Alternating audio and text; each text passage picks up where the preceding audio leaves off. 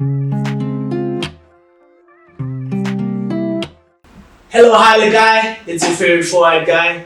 With Delo here, and today I've got this amazing, exceptional young woman.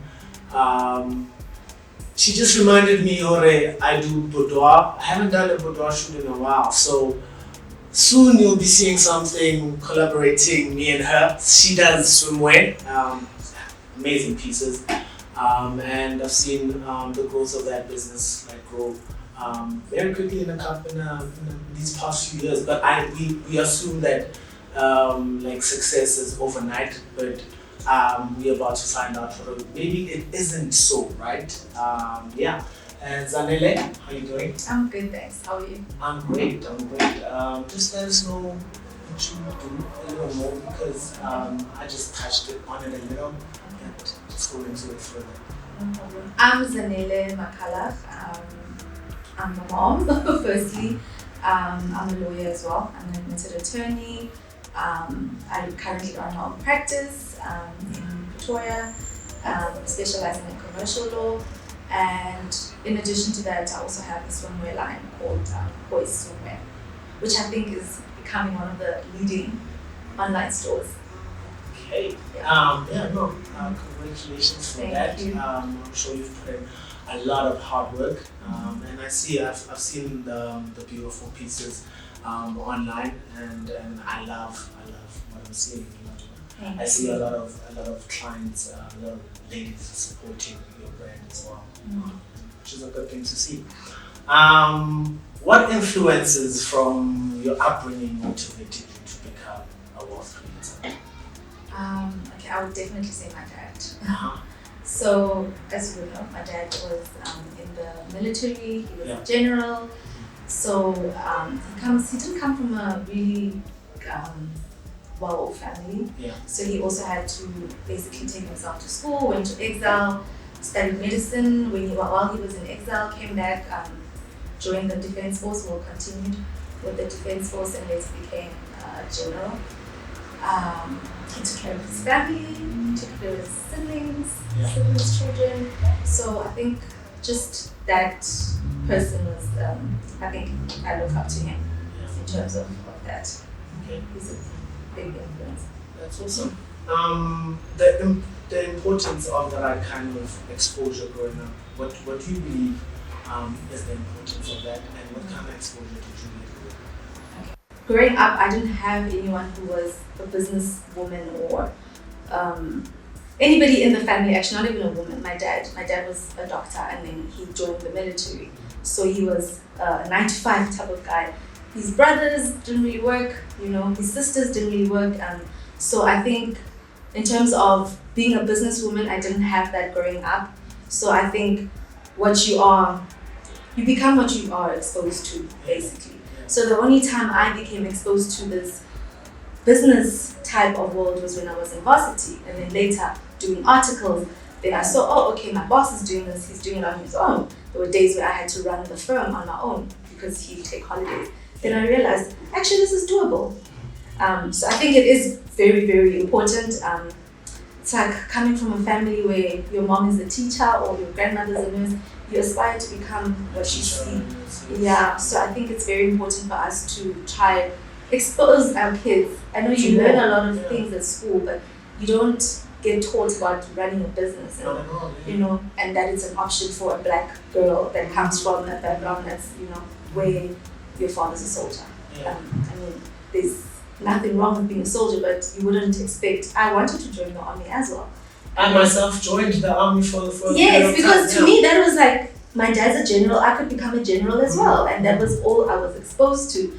But yeah, I think the going into varsity and doing my articles, it really, really assisted me and broadened like my view on life. But yeah, I think it's very important. Very important. Yeah. Like before I get into the next question, I just want to add another question. I was recently doing an online seminar about female capacity building and how important, and how there's such a blind spot towards to women in all careers. Like women retire earlier, the retirement age for like that's set by the law is earlier for women than it is for men. So there's so many disadvantages. Do you feel like there's enough representation in your field, women-wise? Do you think there's enough women who are opening businesses? Do you feel like there should be more? I definitely feel like there should be more. I think in terms of black female lawyers, there's quite a few of us, but most of us are probably employed. In terms of starting something like your own practice, there's a lot that goes into it. There's a lot of money. I mean, law textbooks are so expensive. We don't have mothers where we can just go home, or an uncle that probably owns a firm, whereas our, let's say, Jewish friends who have uncles who own one of the big 5 firms in Sandton. Yeah. Tina, we don't have that, so that's why it's a bit more difficult for us. And I do think we need to put like this. Even the government needs to step in somehow. Yeah, it's like funding, sure. and because there's funding to start up like other businesses, but in terms of like the professional services, there's not really much support when it comes to that, especially for black women. So I do think there's a huge gap, and representation needs to be met. Okay. Mentors and role models that impacted your entrepreneur journey, growing up or even in these recent years in university years? Okay, so my mentor is definitely, I'd say he's even a role model. So he really changed how I viewed things. He's opened up a lot of doors for me. I was a lawyer, I didn't know anything about running a firm. So also just getting someone that's in the space that can bring you in, introduce you to their network, and from there you start making, getting clients from that. So I don't know if I should mention his name or if you feel like you're comfortable with mentioning his no, it's name. fine, I won't mention, but I think for his sake probably doesn't want to be mentioned. But so my mentor definitely is it's important to have one. There's no trying to run this thing on your own. You always have to have someone that has more experience than you, that probably can open up way more doors than if you try to do it on your own. Yeah. Good stuff. Losing is such a big part of winning. How do you deal with your losses? How do you deal with your health? Oh, I'm lost. So I think the mistake I made getting into business, whether it's my swimwear line or my law firm, is trusting people and saying, oh, I'm going to do this business with you. I've known you for years. Yeah. Here's access to my bank accounts. You're going to take over. You're going to do all of this. And I think for my lesson, the biggest lesson I had starting was giving someone else that much access to things that are confidential without signing any sort of non-disclosures.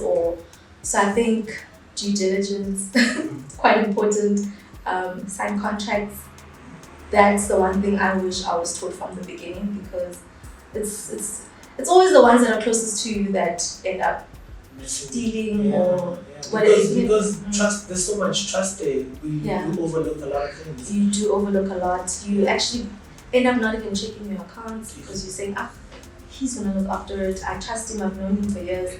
And I wish, the integrity that I have, I would do to someone else, but you never know what the next person would do. So I think the loss that I had to take, the L, basically was someone stealing money from me. Yeah. Learning about people. And now everybody that comes into anything that I do has to sign a contract, and I don't give anyone access to my bank accounts besides my auditors. Yeah. What keeps you motivated or amped up?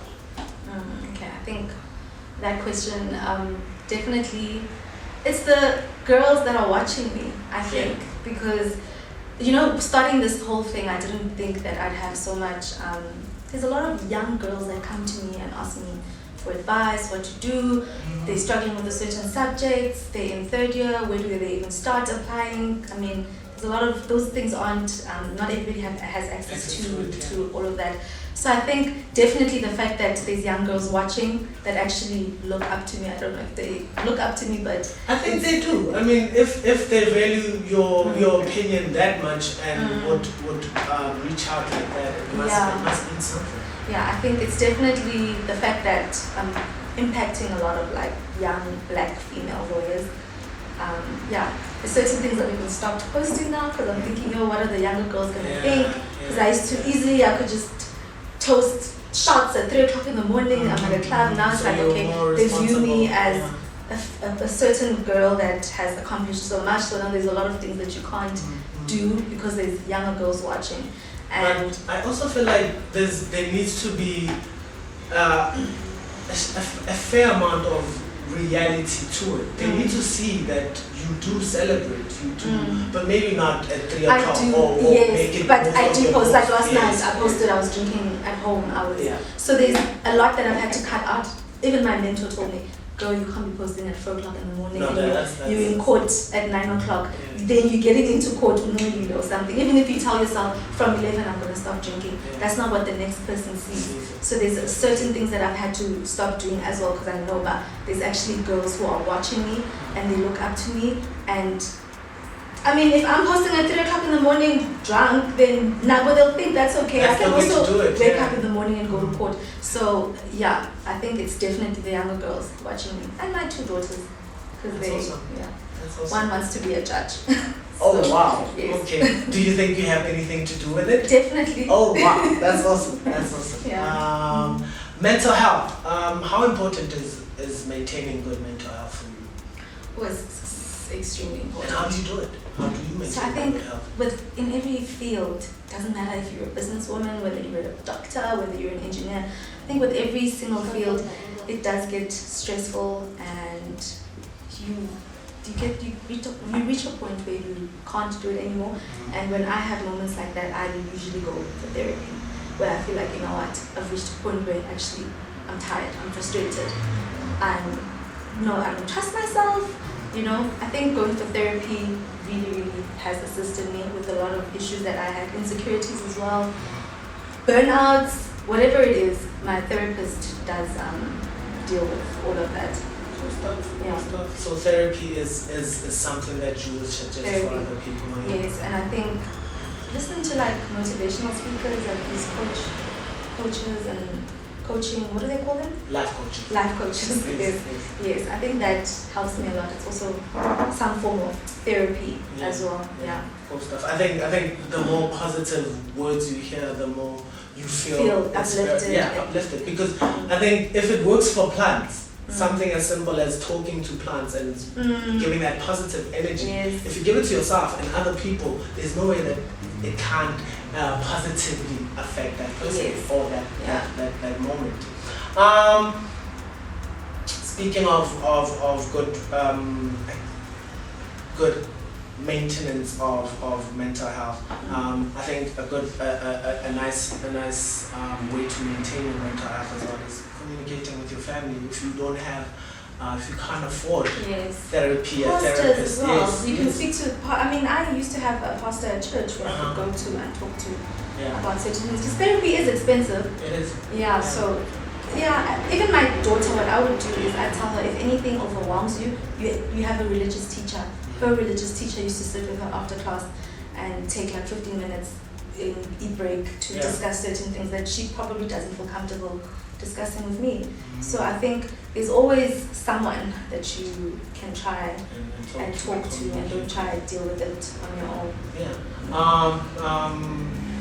Good relationships are key in business. How do you maintain good relationships, and do you value relationships in business?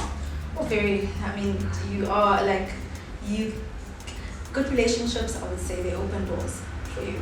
So if it's like with my principal where I did my articles, I'm still in communication with him.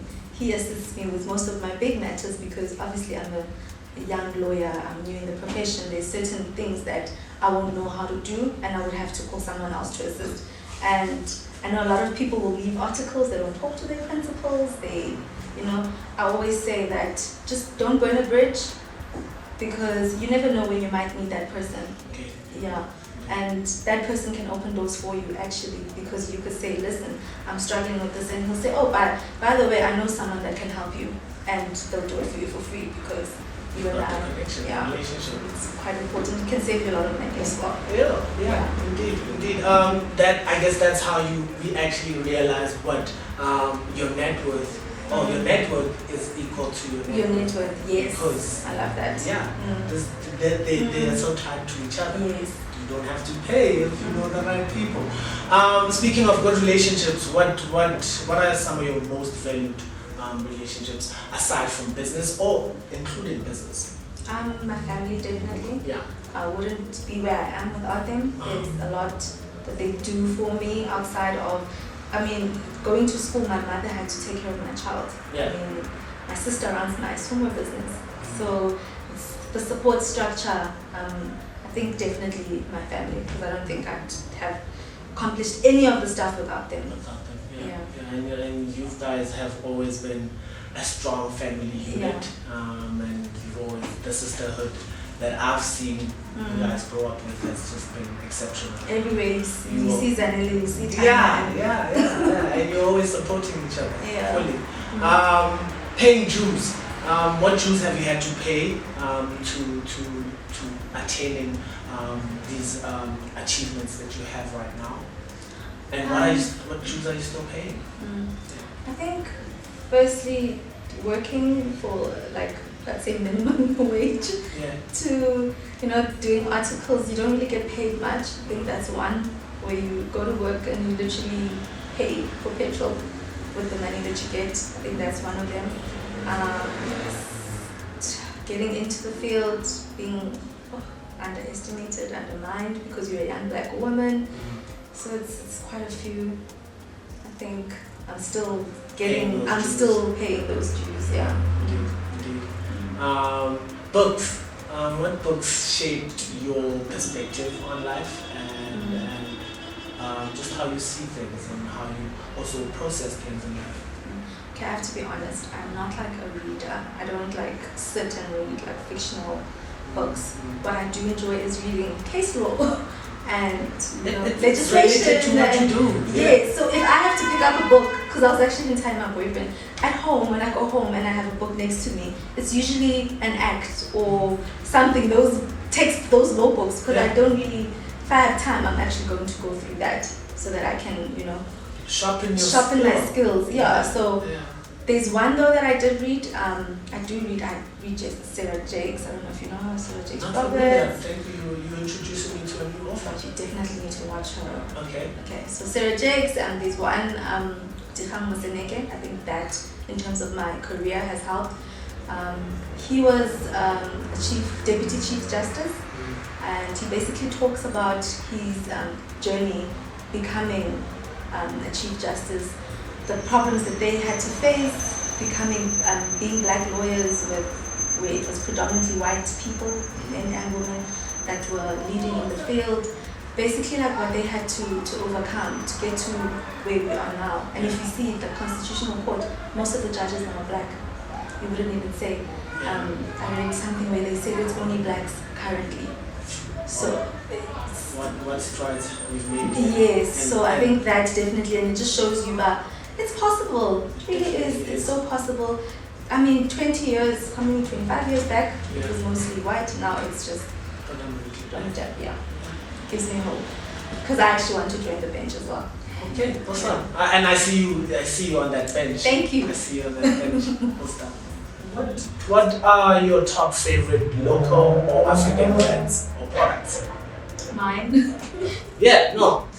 Yours too, definitely. Definitely Poise Swimwear, Poise_Swimwear. So definitely.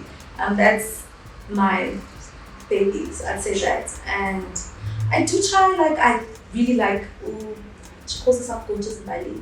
She has a makeup line, it's called Hermosa Flow, I think that's how you pronounce it. I like that. So I try when I have to buy something, I try to use black female owned, especially if it's makeup, obviously.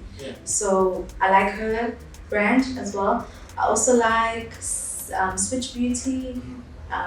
They a makeup brand as well that's competing with the big dogs. And I know it's a South African girl that owns a brand. Just think she's Indian, but the fact that she's an South African girl. It's something inspirational. What's your relationship with money? Do you have a good relationship with money? No, I don't. If I have to be honest, I don't. I've had to sort of force myself to, because when you get into a business and then you start making money you've never seen in your life. Then you're like, hey, I want this shopping cart, I want this, I want that, I want a Louis Vuitton bag. I bought myself a Louis Vuitton bag. I'm like, you actually didn't need to spend 25,000 rand on a bag. You know, you're starting out, you could have used it for other things, and it's not like there's someone at home that could actually say, okay, once you make this much money, this is where you should invest. This is what you should do. So I do have, I did. I think now I'm better because of my mentor as well, because he had to step in as well and tell me, okay, you know, you're overspending, you are cut out on this, invest in this. Yeah, now it's better. Buy property instead of buying bags and shoes and And reinvest in your business. Reinvest in your business. Buy textbooks. Don't buy expensive weave that's like 10,000 rand. Indeed. Yeah. Thank you very much. That, like, you know, the other thing is, I'll mention this because obviously people perceive with their eyes first. So you look good, right? So people would assume that you would focus on your how you look more than investing and training and upskilling yourself. No, it's looking good is very important because also whatever room you go into, you need to be presentable. Yes, especially I think with the field that I'm in, you must always look presentable. But I mean, my hair today didn't cost me that much money. It cost less than $500. Whereas the old me would have said, oh, I need a new weave, I need to go buy a new weave, I need to go install it in Zanton, pay 2,000 rand. You don't have to, because like it's just a waste of money, I think, and you could use that money for other things, which is what I've learned to do now. As a business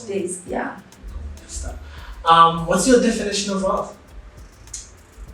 I think definition of wealth for me is just having like an abundance of things, like joy, happiness, you know, freedom, money. So it's being able to say, listen, my daughter has a ballet concert, I can go. I mean, now I can't. If I have a meeting, there's a lot of 2 birthdays. My daughter's birthday last year, my daughter's birthday this year, I missed it because I had to travel for work. And there's no way I could say no because I know I need that money to pay for the school fees at the end of the month. So I think wealth would be that comfort where you are just like, no, I don't have to take this on because my daughter's ballet concert is better. And it's just, you are fine, things are good.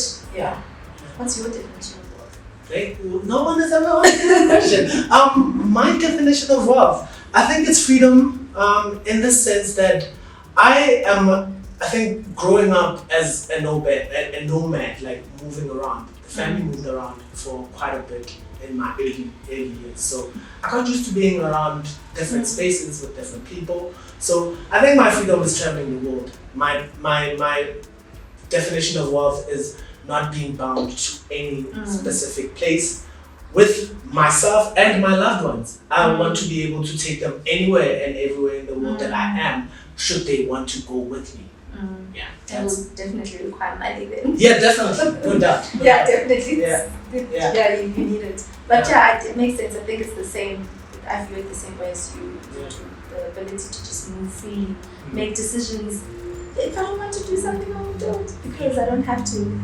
And also, I think being able to define when someone, like Dave Chappelle has been in the news a lot. He gave up lots of money at some point in his career to live the kind of life that he wants, to be free, to have, to know that whatever he's doing is from his heart and he believes in it fully, and there's no one who's influencing it from outside or pressuring him to create certain content. I want to be free to say no to a lot of money as well, because that would mean, for me, I am not compromising my value, my self-value.